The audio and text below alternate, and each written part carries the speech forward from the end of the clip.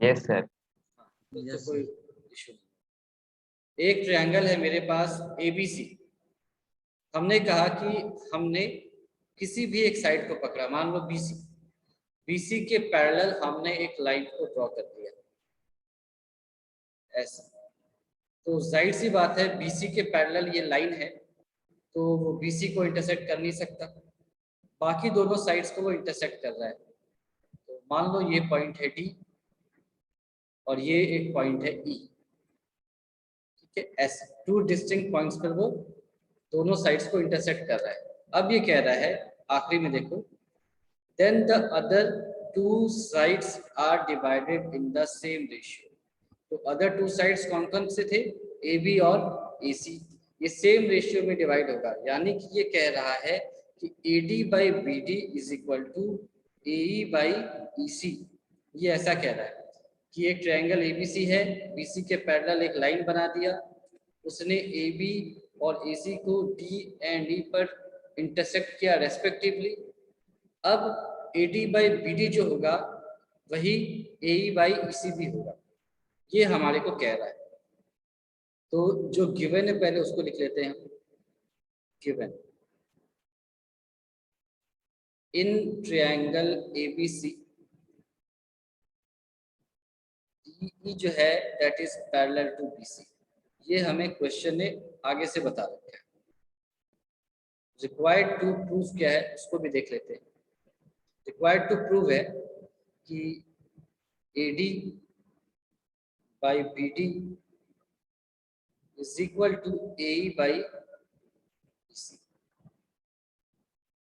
ये required to prove है। तो इसको कैसे प्रूफ करेंगे वो देखते हैं। तो सीधे ऐसे प्रूफ नहीं हो सकता, तो हमें कुछ कंस्ट्रक्शन करना पड़ेगा। तो कर लिया वो कंस्ट्रक्शन।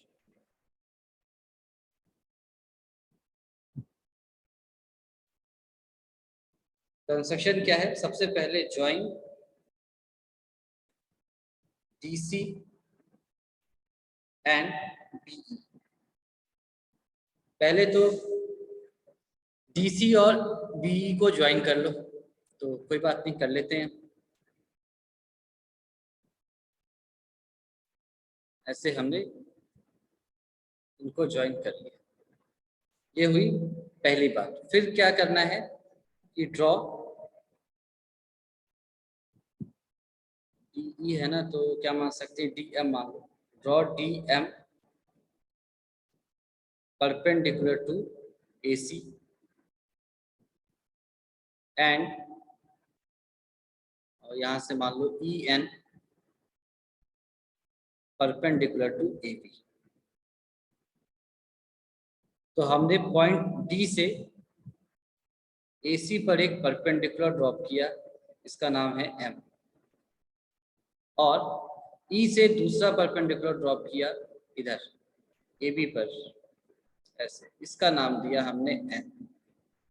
तो यहां तक कहानी सबको समझ में आ रही है? ठीक है यहाँ तक, या डाउट है? Yes sir. Yes sir. चलो चीजों को थोड़ा दूर दूर कर लेते हैं ताकि अच्छे से दिखाई दे हमें।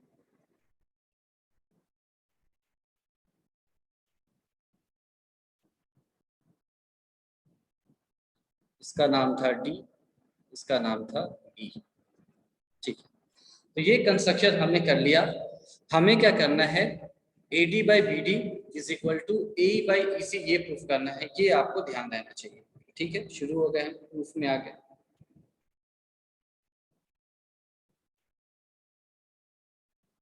तो आप में से, चलो इसको मैं अलग ही कर देता हूँ।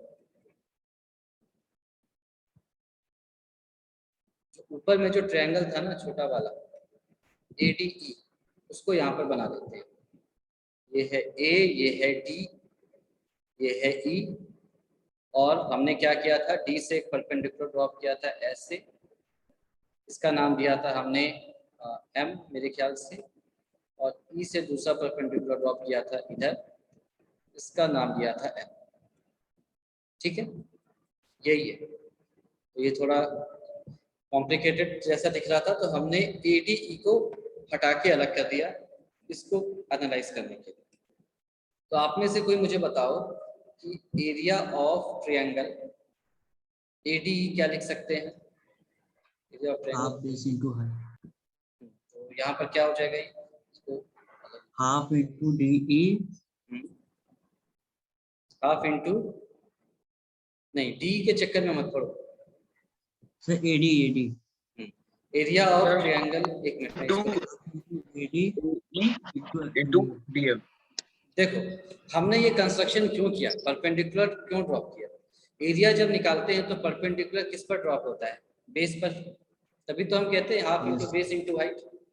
तो जाहिर सी बात है जब डीएम को हम परपेंडिकुलर मानेंगे तो बेस क्या हो जाएगा? ए, और जब ईएन को परपेंडिकुलर मानेंगे तो बेस क्या हो जाएगा? एडी। ठीक है, तो ये क्या हो सकता है? Half into DM into AE and this is also equal to half into EN into AD। इसको हमने इक्वेशन 1 मान लिया। यहां तक किसी को डाउट है? इसमें किसी को डाउट है तो बताओ। No sir. फिर से क्या बताऊं? इसमें तो एरिया निकाला ना, रेफरेंस क्लास 6 में पढ़ा होगा तुमने, half base into height. Sir DM into AE yes sir. DM into, नहीं जैसे तुम्हारे पास एक ट्रायंगल है ऐसे, कोई भी यस ट्रायंगल परपेंडिकुलर है ना, यस परपेंडिकुलर जिस पर होता है वही बेस होता है ना। तो हमने डीएम की जब बात Yes, कर रहे हैं तो ए को मान लिया। ऐसा क्यों कर रहे हैं? इसलिए कर रहे हैं क्योंकि हमें प्रूफ क्या करना था, एडी और एई, बीडी और ईसी ऐसा कुछ चाहिए। तो यहाँ से हमें एडी Yes. मिल गया और एई मिल गया, तो हम आगे चल के कुछ डिवाइड ऐसा कुछ करेंगे। तो यहाँ तक समझ में आ गया यस सभी सर आ को? गया समझ अच्छा, यस सर तो हमारे को एडी और एई चाहिए था प्रूफ में, तो एडी और एई जैसा कुछ दिख रहा है तो वो तो आ गया। और हमें आगे क्या चाहिए था? बीडी और सी चाहिए था। यहाँ पे देख लो, बीडी और ईसी चाहिए था। तो अब हम जाहिर सी बात है ऊपर वाले ट्रायंगल को ले लिया, नीचे कुछ भी कॉमन जैसा नहीं दिख रहा है, तो हम ट्रायंगल बीडीई को लेंगे और सीडीई को लेंगे। देख लो फिर से, बीडीई एक ट्रायंगल आएगा और सीडीई दूसरा ट्रायंगल आएगा। दिख रहा है आपको? दोनों ट्रायंगल दिख गए? Yes sir. तो Yes, अब मुझे sir. ध्यान से बताओ, ट्रायंगल बीडीई को देखो पहले, बाकी सब भूल जाओ, बीडीई को देखो। Yes sir. इसके लिए बेस क्या लेंगे हम? Sir BD BD, good. और परपेंडिकुलर? डीई परपेंडिकुलर हो जाएगा ईएन। ईएन एक लाइन पर एक पॉइंट से एक ही परपेंडिकुलर हो सकता है, ऐसा थोड़ी है कि वो ट्रायंगल के अंदर ही रहे, वो बाहर भी हो सकता है, ऑब्वियस ट्रायंगल है। यस सर ईएन है ना, दो लाइन के बीच में तो यही है ना परपेंडिकुलर। फिर ट्रायंगल सीडीई को ध्यान से देखो, सीडीई को ध्यान से देखो, बेस किसको लेना सही रहेगा हमारे लिए? जो परपेंडिकुलर है वो एडी बेस पे बना है ना। मैं उस पर आऊंगा अभी थोड़ी देर में। जब इस ट्रायंगल को देखो, सीडीई को देखो, इसके लिए बेस किसको लेना सही रहेगा? सी, क्यों? सी यहाँ पर सी है और परपेंडिकुलर डीएम हो जाएगा। ठीक है, इसको ध्यान में रखते हुए हम अब पहले इन डायग्राम्स को तो बना लेते हैं, फिर इसको देखते हैं कि क्या कहना चाहता है।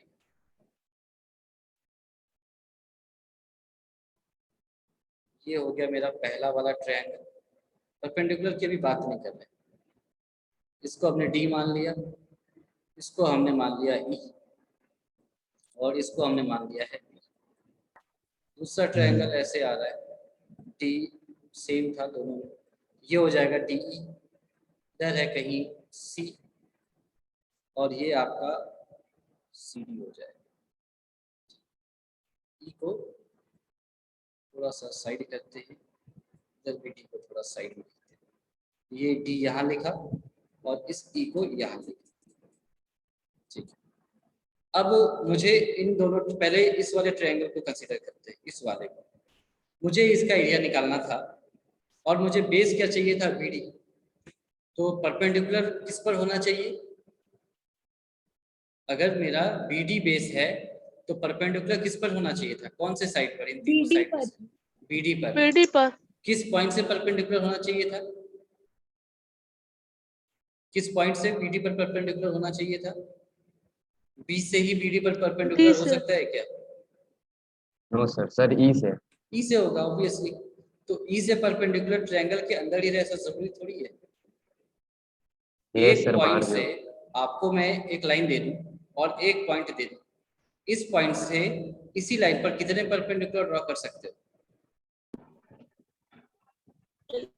इस पॉइंट से One. Exactly exactly. तो वो किया जा चुका है, आप ध्यान दो ना, वो किया जा चुका है। ई से ए बी लाइन पर एक परपेंडिकुलर आप ड्रॉ कर चुके हो, ई एन। ए बी क्या है, बीडी ही तो है, बीडी का Yes, sir. एक्सटेंशन ही तो है। तो ऐसा थोड़ी है कि दूसरा परपेंडिकुलर कहीं और भी हो जाएगा, वो तो एक ही रहेगा। ठीक है, तो Yes, sir. वो ऐसा ही रहेगा। Yes. ये रहा, क्या दिक्कत है इसमें? सिमिलरली यहाँ पर भी ऐसा ही था, आपने डी से ड्रॉ किया था, इसको हमने मेरे ख्याल से एम माना था, ये एम रहेगा, ये एन रहेगा। ठीक है ना, कोई दिक्कत नहीं। Yes, sir. ठीक। सर फर्स्ट वाले ट्रायंगल में जो BDE है उसमें हम BE बेस माने हैं ना? बीई नहीं नहीं नहीं, बेस तो हम कुछ भी मान सकते हैं, लेकिन हम मानेंगे वही जो हमारे को चाहिए। हमारे को बीडी चाहिए ना, रेशियो में बीडी और सीई चाहिए। तो हमने अगर बीई को मान लिया तो हमारे को क्या फायदा होगा, कुछ भी नहीं, है ना। मान तो कुछ भी सकते थे, लेकिन हम बीडी को मानेंगे, क्यों? क्योंकि हमको रेशियो में बीडी चाहिए। समझ में आ रही है बात? और तुमको Yes, ये भी sir. समझ में आ रहा होगा कि जब हम ऊपर की बात कर रहे थे, ध्यान से देखो ऊपर, ताकि तुमको समझ में आए कि हम कर क्या रहे हैं और क्यों कर रहे हैं। इस ट्रायंगल को ध्यान से देखो।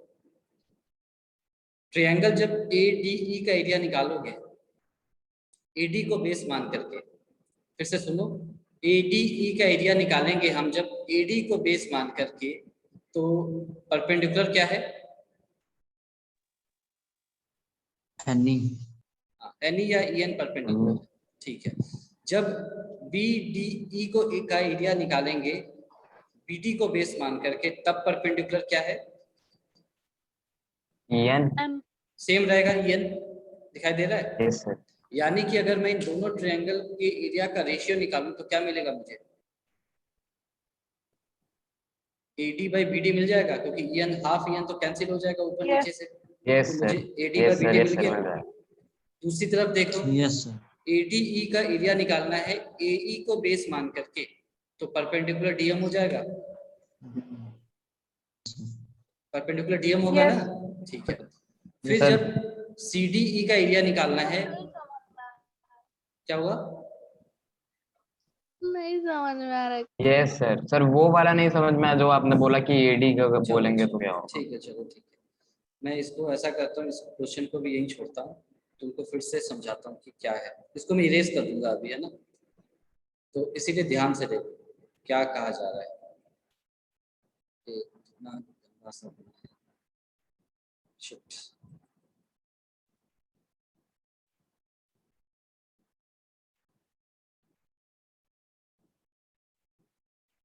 अब जो जो बताया जाएगा ध्यान से एक एक बात को सुनना है, और आपको देखना भी है खुद से। ABC ये है DE, यहां तक समझ में आया। और DE Yes, क्या sir. है? Parallel to BC Yes. है। ध्यान देना, DE पैरेलल टू BC है। चलो ठीक है, मुझे प्रूफ क्या करना है, उसको यही लिख लेता हूँ। मुझे प्रूफ करना है कि AD by BD is equal to AE by EC A proof by करना है। EC। EC प्रूफ करना है, ये याद रखना। अब तुमको ध्यान किस पर देना है वो दिखा देता हूँ।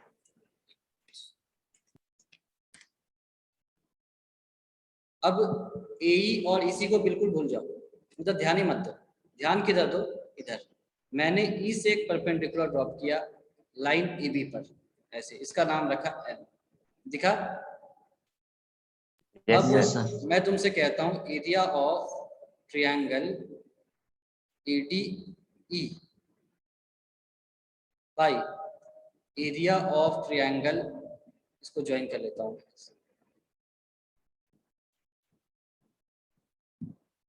BDE, है ना। तो ध्यान दो, ADE को मैं लिख सकता हूँ क्या, एरिया ऑफ ट्रायंगल ADE को मैं लिख सकता हूँ क्या, ऐसे half into AD into EN, ऐसे लिख सकता हूँ। Yes sir. इसमें Yes, कोई डाउट है sir. किसी को? Very good. Yes. तो अब No, मुझे No, खुद sir. से बताओ एरिया ऑफ ट्रायंगल BDE को क्या लिखूंगा? Half Half. Into BD sir half half into into BD into EN. Into EN। इसमें किसी को कंफ्यूजन है? No sir. ठीक No, है, sir. Into EN। ऐसा ही क्यों लिखा? सही। और किसी को बेस क्यों नहीं माना? क्यों? क्योंकि हमको AD बाई BD ही तो चाहिए और कुछ नहीं चाहिए, है ना। हमें ये तो एरिया ऑफ ट्रायंगल तो सभी को पता है, तो हम उसके ऊपर अपनी बहादुरी नहीं दिखाएंगे, हमें जो रिक्वायर्ड टू प्रूफ है उसको लाने की कोशिश करेंगे। तो हाफ और half cancel, EN cancel, AD by BD आ गया। यहाँ तक ठीक है? इसको 1 मान। Yes sir. चलो, अब यहाँ तक ठीक है, तो ये काम हो गया, इसको मैं इरेज कर देता हूँ, अब इसकी जरूरत नहीं पड़ने वाली, इरेज करते हैं। बिल्कुल मेरे साथ रहना है ना, सो मत जाना 2 मिनट के लिए। अब मैंने कहानी ऐसे पढ़ी, डी से एक परपेंडिकुलर ड्रॉप किया यहाँ पर ऐसे, इसका नाम दिया M, ठीक है। अब मुझे बताओ एरिया ऑफ, ये N को भी हटा ही देता हूँ ताकि मामला ही खत्म हो जाए। एरिया ऑफ ट्रायंगल ADE क्या हो जाएगा? Sir half into AE into DM। Half into AE into DM, ये सभी को दिख रहा है क्या? Yes sir. Area of triangle ADE सभी Yes, को दिख sir. रहा है? चलो, तो अगर दिख रहा है तो Yes, अच्छी sir. बात है, जो दिखा वही लिख दिया। एरिया ऑफ ट्रायंगल ADE तो चुपचाप लिख दिया हाफ इंटू क्या था, AE इंटू DM, दिखा भी देता हूँ, यही है half into AE into DM। इसको मैं डिवाइड कर रहा हूँ एरिया ऑफ ट्रायंगल DEC से, इस वाले ट्रायंगल से, तो हाफ डिवाइडेड बाय इसी एरिया ऑफ ट्रायंगल, एक मिनट, जब DEC से डिवाइड कर, तो हाफ बेस इंटू हाइट आएगा, तो हाफ तो आएगा ही, उसको लिख दिया, आगे बढ़े। Yes sir. बेस क्या लूँ मैं, ये इसी बताओ, बेस क्या लूँ? इसी इसी सर, लूँ, क्यों? DC। क्योंकि AE तो आ चुका है, चाहिए था इसी रेशियो में, तो इसी ले लेता हूँ। अगर इसी मेरा बेस है तो परपेंडिकुलर क्या हो जाएगा? DM. DM। Very good. तो half into EC into DM, तो क्या हर बच्चे को ये दिखाई दे रहा है? ये भी होगा आगे, Yes, sir. तो AE by yes sir. A by EC, EC. यहाँ तक ठीक है? Yes, sir. यहाँ तक किसी Yes, को कोई sir. कंफ्यूजन है तो पूछ लो अभी तुरंत। No, sir. ठीक है, अच्छा अब तुम देखो AD बाई No. BD और AE बाई EC प्रूफ क्या करना था? AD बाई BD और AE बाई EC, इसको इक्वल प्रूफ करना था। तो AD बाई BD आ चुका है मेरे पास इधर, और AE बाई EC आ चुका है मेरे AC भी आ पास, गया। ये भी आ चुका है, यानी चीजें तो जो चाहिए थी वो आ चुके हैं। अब इन दोनों को इक्वल प्रूफ करना है, तो ये दोनों अगर इक्वल हैं, इसका मतलब है कि ये पूरा, ये दोनों भी इक्वल है, तभी तो होगा, तभी तो इक्वल होगा। Yes sir. अगर दिस बाय दिस अगर इक्वल है तभी ये भी इक्वल होगा। तो इसमें मुझे एक चीज दिख रहा है, मैं ऐसा करता हूँ 1 को 2 से डिवाइड कर देता हूँ, 1 को 2 से डिवाइड कर देता हूँ, ठीक है। क्यों डिवाइड किया अभी समझ में आएगा। तो मुझे कोई बता सकता है कि क्या क्या आएगा? Area of triangle ADE by area of triangle BDE into, उल्टा हो जाएगा इधर, area of triangle DEC by area of triangle ADE। यहाँ तक सही लिखा क्या, ये बताओ? Yes Yes, sir. sir. यहाँ तक किसी को डाउट है? ये सही लिखा है ना division? Yes sir. Yes sir. Yes, ठीक है, sir. और इधर आपको आ जाएगा AD बाई BD और डिवाइड Into होगा EC by EC by A by C. E, है ना, ऐसा आ जाएगा, उल्टा हो जाएगा बस, ठीक है, सिंपल ही। ऐसा कुछ आ गया, यहाँ तक ठीक है। यस इसमें किसी Yes, को sir. डाउट है इस डिवीजन में तो तुरंत हैंड रेज करके पूछ लो, तो कि अब हम आंसर पर पहुंचने वाले हैं। किसी को कोई भी कंफ्यूजन है यहाँ तक? नो सर चलो, नो नो सर। सर। तो No, left sir. Hand side को देखो ध्यान से, ADE और ADE कैंसिल कर सकते हैं क्या? एक ही चीज है Yes. ना? तो ऊपर नीचे कैंसिल कर दिया, क्या बचा? Area of triangle DEC by area of triangle area of triangle BD BDE, this is equal to AD by BD into EC by by AE। KE। ये आया मेरा। अब अगर ये दोनों भी इक्वल हो जाए ना, ये दोनों भी इक्वल हो जाए, तब मुझे मेरा रिजल्ट मिल जाएगा। क्यों? क्योंकि Yes. ए बाई ई उधर चला जाएगा, बराबर हो जाएंगे। इन दोनों को इक्वल प्रूफ करना है, यही चैलेंज है। ध्यान देना, DEC और BD ये दोनों इक्वल है क्या? फिगर में आके देखते हैं। DEC और BDE याद रखना, इसको मैं लिख भी देता हूँ जल्दी से। DEC triangle DEC triangle BDE, इसको यस ध्यान से देखते हैं। देखो, ट्रायंगल DEC ये वाला है, और ट्रायंगल BDE उसको अलग कलर से कर देते हैं, BDE ये वाला। Yes sir equal. तो देख लो, सेम बेस और बिटवीन द सेम पैरेलल्स, ये आपने पढ़ा होगा क्लास 9 में। DE बेस है और BC पैरेलल है, तो same base and between the same parallels area equal होता है हमेशा। ऐसे भी समझ सकते हैं कि आप B से एक परपेंडिकुलर ड्रॉप करोगे ऐसे, तो ये एक ऐसा कुछ बन जाएगा। परपेंडिकुलर लाइन दो पैरेलल लाइंस के बीच का जो परपेंडिकुलर डिस्टेंस होता है वो सेम होता है। तो जब आप BDE का एरिया निकालोगे तो क्या आ जाएगा? हाफ इंटू डी इंटू ये H है, half into D into H, और DEC का एरिया भी वैसा ही आएगा, half into D into H। तो इसका मतलब दोनों का एरिया इक्वल है। तो ये समझ में आया? Yes sir. इसमें किसी Yes, को sir. डाउट है? ये एरिया नो सर। और ये एरिया एग्जैक्टली सेम है, तो अगर एग्जैक्टली सेम है तो नीचे ये कैंसिल हो जाएंगे, ये 1 बचेगा।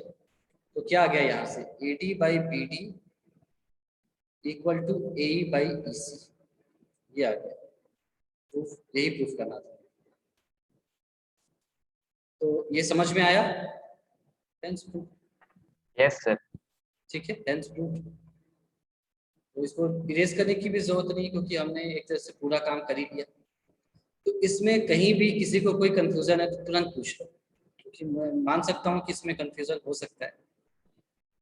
तो एक बार ध्यान से देखो सारी चीजों को और तुरंत पूछो।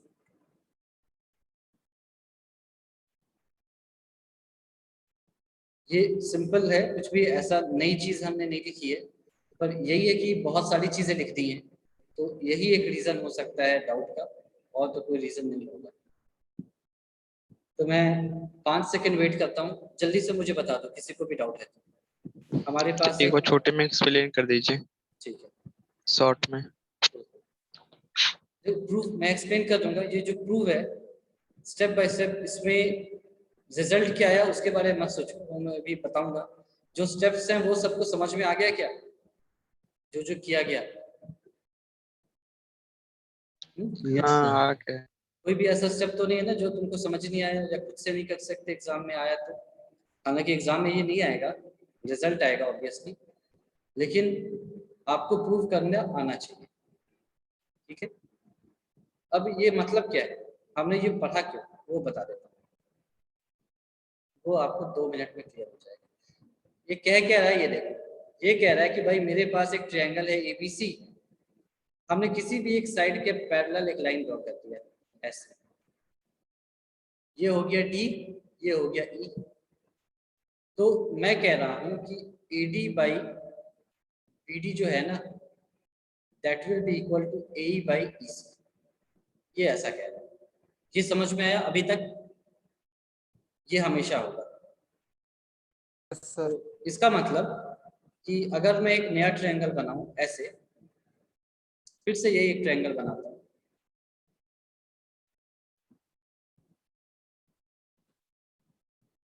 ABC, और ऐसा एक लाइन बना लो, मान लो ये E है, F है, और EF is parallel to AC। अब क्या होगा बता सकते हो? अब क्या होगा? BF upon FC and BE upon AE। Is equal to BE upon ये या A। तो ये समझ में आया? Yes sir. इसमें कोई डाउट है? यहाँ से यहाँ No, sir। और यहाँ से यहाँ जितना होगा दूसरे साइड में भी वैसा ही होगा। ये समझ में आया? बताओ, या इसमें कोई Yes, sir। कंफ्यूजन है? Yes sir. है ना? मैं ये तुमको एक्सप्लेन भी करूंगा कि ये है क्या। Yes sir. है ना? मैं तो अभी सिर्फ जो किताब में दिया गया उसी को एक्सप्लेन कर रहा हूँ। इसका मतलब क्या है वो भी अभी आपको 1-2 मिनट में समझा दूंगा और आपको बहुत sir। अच्छे से समझ भी आ जाएगा कि मतलब क्या था। यहाँ तक ठीक है ना? यस ठीक है? सर। चलो, इसको हम कहते हैं, नाम भी लिख देता हूँ क्योंकि कई बार ये पूछा जाता है या बोला जाता है कि इसको यूज करके बनाओ। तो इसको बोलते हैं या तो थेल्स थ्योरम बोलते हैं, या कई बार इसको ये भी बोलते हैं बेसिक BPT। Proportionality theorem. हालांकि थ्योरम है तो theorem. T should be capital, तो T कैपिटल कर दिया। ये इसका नाम है। तो जब भी आपने कहीं भी लाइफ में देखा, हाँ BPT बोलते हैं इसको शॉर्ट फॉर्म में, कभी आपने इसका नाम सुना BPT या थेल्स थ्योरम, तो आपको समझ में आना चाहिए कि एक ट्रायंगल है, एक लाइन पैरेलल है और इस तरह का कुछ हो रहा होगा, ये कहा जा रहा है। तो यहाँ तक क्लियर है सबको? तो अब यस सर। आपके सामने आपको जो क्वेश्चन दिमाग में आना चाहिए वो ये आना चाहिए कि ये सब तो समझ में आ गया, प्रूफ भी समझ में आ गया, वो ठीक है, लेकिन इसको पढ़ाया क्यों गया? इसका क्या रीजन था कि यहाँ पर बताया गया?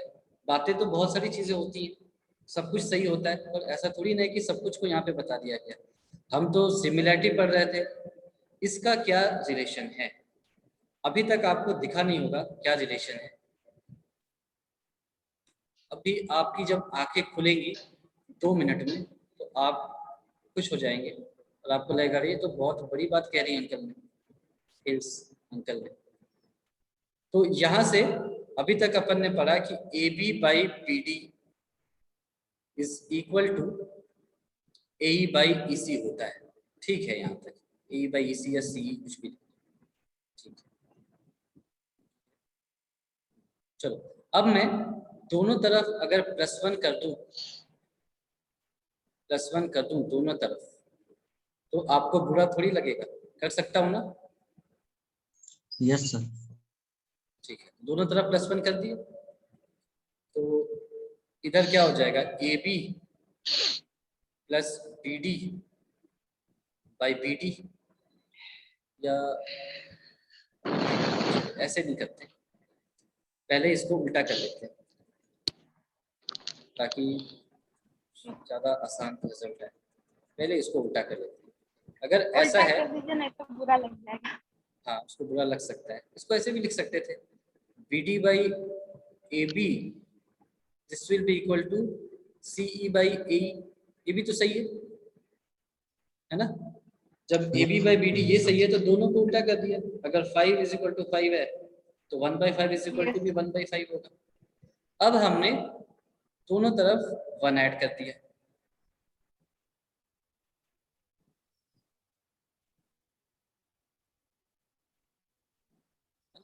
मेरे ख्याल से किसी को बुरा नहीं लग रहा होगा, तो ऑब्वियस सी चीजें हैं, आप सभी इसको सर। अप्रिशिएट करेंगे। मैं कुछ गलत लिख रहा हूँ? हाँ, सर वहाँ पे AD by BD होना चाहिए ना एकदम ऊपर। हाँ हाँ हाँ, भाई मुझे भी वही आप लगा, AB लिखे। इसीलिए बुरा लग रहा था इसको, इसीलिए नाराज था मेरे से। Yes sir. अभी इसको, इसके चेहरे पर देखो खुशी आई है, क्योंकि इसको अब वो मिलने वाला है जिसकी चाहत थी इसे सदियों से। आज इसकी इच्छा देखो पूरी हो जाएगी अभी तुरंत, मनोकामना पूरी हो जाएगी। बिल्कुल। इसकी भी और आपकी भी, आपको भी बड़ा अच्छा लगेगा। तो बहुत अच्छी बात बता दी अंकल। तो यहाँ तक किसी को डाउट है? तो No, sir। आप में से कोई भी बच्चा ये बता सकता है कि BD प्लस AD क्या दिख रहा है? AB AD AB AB और Yes, नीचे तो AD है ही, नीचे तो है ही AD। अच्छा दूसरी साइड में AC दिख रहा है क्या? yes sir Yes, C yes. plus yes sir. A दिख रहा Except होगा, one 85. ठीक है A दिख रहा होगा। अब इसको हम उल्टा कर सकते हैं वापस से, नहीं भी कर सकते थे लेकिन हमने कर दिया।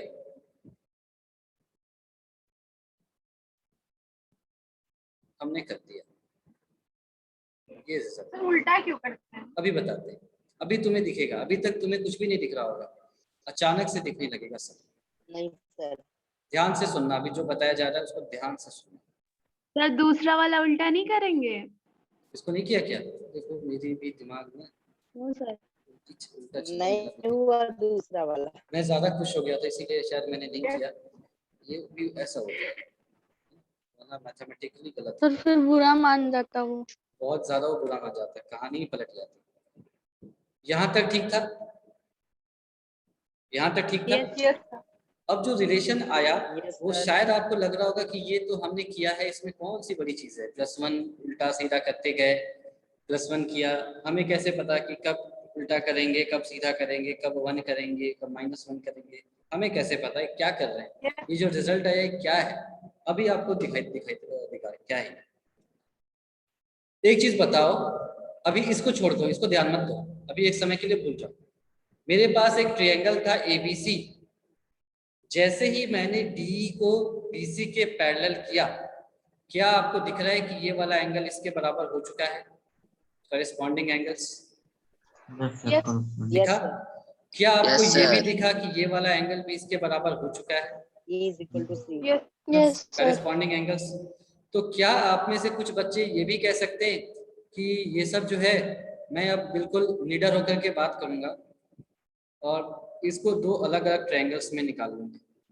मैं मानूंगा कि मेरे पास दो ट्रायंगल्स थे, ADE और दूसरा AB. ABC। ABC। मेरे पास जो कहानी थी पैरेलल की वो तो आपको पता है ना।